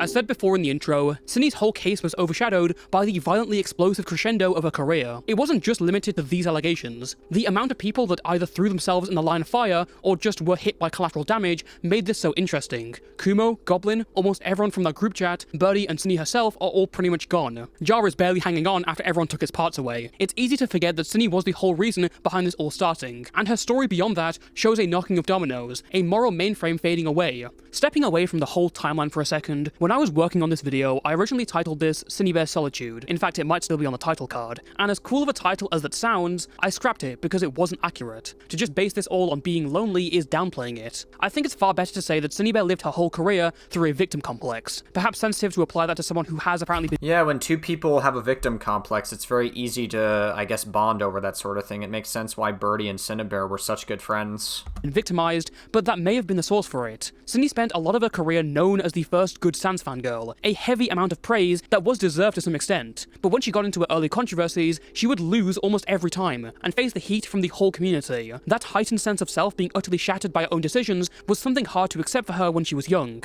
Over time, it's obvious that as she grew up, she grew tired of being held accountable, thinking she'd already atoned by now despite these being different issues. Her humility became hubris, and she became more incentivized to just get rid of this, no matter how. The fact that she could lie and get away with it only strengthened this idea that she was now free from the eyes of the public and later her parents, any authority that would hold her to her actions. Synni felt she could do whatever she wanted, talk to anyone about anything on her mind, no matter what it was or how old they were. Ironically, that aspect of wanting to cry on everyone's shoulder was her undoing in how unintentionally popular it made her case. I still don't think Synni feels bad for what she's done. Her response, the voice clips of her admitting to being in calls with Enno, show a very cold exterior. She doesn't feel bad because she doesn't think she did anything bad, and thinks she's the victim of everyone else. Pretty much, yeah. Like, obviously, they both have a victim complex, and also Synnibear didn't really see it as like a bad thing, but it's pretty clear that they, I don't know, I feel like it's pretty clear that they knew a little more than they were trying to let on, because they were trying to downplay what they were doing earlier based off the proof that we saw with like the calls. Astounding to compare the present to back in 2020, when the drama got to a point that Synni felt she had to change her name entirely, the one that she'd become famous under, just to wipe the slate clean and leave the drama behind. But she never would. Instead of overcoming it and moving on, she would hold on to it, merely as a justification for promising herself the future. Thank you for watching, and until next time, stay safe and stay toasty. What a fucking crazy situation.